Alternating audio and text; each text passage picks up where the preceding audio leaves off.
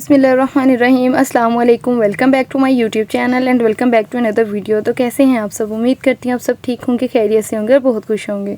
तो आज मैं आपको बनाना सिखाऊंगी मार्केट से भी ज़्यादा अच्छा कंडेंस मिल्क हम किस तरह घर पर बना सकते हैं। तो चलते हैं अपनी रेसिपी की तरफ। यहाँ पे सबसे पहले मैंने ले लिया है फुल फैट मिल्क। यहाँ पे 2 कप के करीब यहाँ पे मैंने दूध ले लिया है और ये दूध जो है रूम टेम्परेचर पे दूध है, ज़्यादा ये गर्म दूध नहीं है।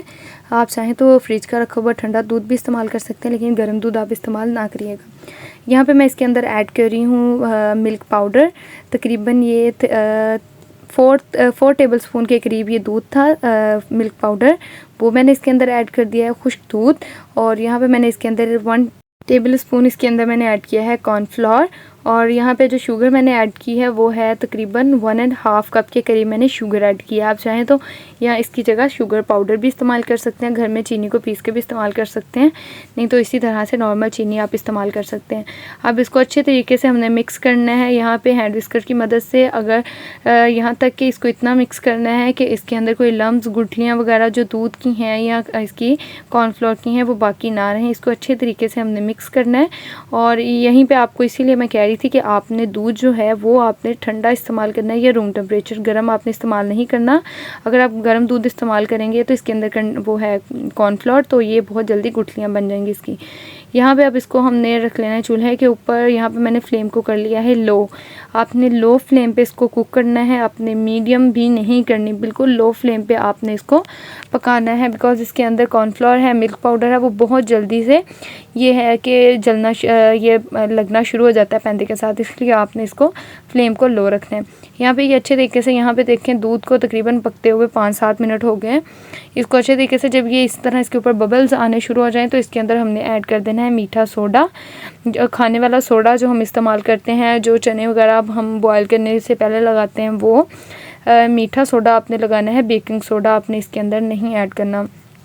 यहाँ पे इसको हमने मुसलसल चलाते रहना है हैंड विस्कर की मदद से। जब आपको लगे कि आहिस्ता आहिस्ता इसके बबल्स जो हैं वो ख़त्म होने शुरू हो गए हैं तो आपने यहाँ पे लेना है एक चम्मच और इसको चम्मच की मदद से आपने इसको मिक्स करते रहना है। यहाँ पे अब इसको मुसलसल हमने चलाते रहना है तकरीबन 10 मिनट के लिए, जब तक कि इसका टेक्सचर बिल्कुल थिक नहीं हो जाता जिस तरह का हमें चाहिए कंडेंस मिल्क का।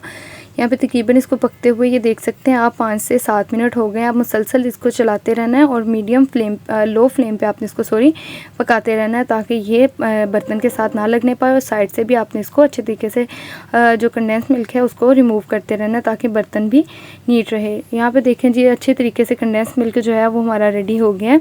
इसको हमने ठंडा होने के लिए अब रूम टेम्परेचर पर रख देना है और आपने इसको चलाते बिल्कुल रहना। जब आपने इसको फ्लेम ऑफ कर देनी है तो इसको 1-2 दफ़ा आपने चलाते रहना, उसको कवर करके आपने फिर रूम टेम्परेचर तक आने देना है। ये देख सकते हैं ये बिल्कुल रूम टेम्परेचर पर कंडेंस मिल्क हमारा आ गया है और इसका आप टेक्सचर भी चेक कर सकते हैं। ये अभी जब ठंडा हो जाएगा तो ये मज़ीद थिक हो जाएगा, इसलिए आपने इस बात का ख्याल रखना है कि आपने इसके अंदर ज़्यादा जो है कॉर्नफ्लोर ऐड नहीं करना। अच्छे तरीके से बर्तन को साफ़ कर लेंगे और इसको हम कंडेंस मिल्क को किसी बाउल के अंदर ऐड कर देंगे। और जब आपने इसको ऐड करना है तो आपने या तो आपने लेना है एयर टाइट कंटेनर आप इस्तेमाल करेंगे और इसको आप फ्रिज के अंदर रखेंगे, ठीक है।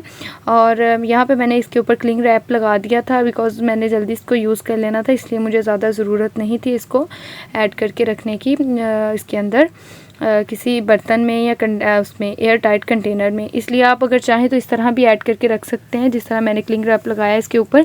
इस तरह भी इसको कुछ नहीं होगा, तकरीबन आप इसको 1 से 2 मंथ तक आप इसको स्टोर करके फ्रिज में रख सकते हैं। आपने मज़ेदार सा हमारा कंडेंस मिल्क रेडी हो गया। आप चाहे इसको आइसक्रीम में इस्तेमाल करें, केक्स में इस्तेमाल करें और चाहे चॉकलेट गनाश में इस्तेमाल करें, ये बहुत मज़े का बनकर रेडी होगा। और अगर आपको हमारी आज की वीडियो अच्छी लगी हो तो वीडियो को करिएगा लाइक और अगर चैनल पर नए हैं तो चैनल को करिएगा सब्सक्राइब ताकि हमारी अपकमिंग वीडियो का नोटिफिकेशन बर वक्त आपको मिलता रहे। तो फिर मिलेंगे एक नई वीडियो के साथ, एक नई रेसिपी के साथ। तब तक के लिए मुझे दे इजाज़त। अल्लाह निगहबान। अल्लाह हाफिज़।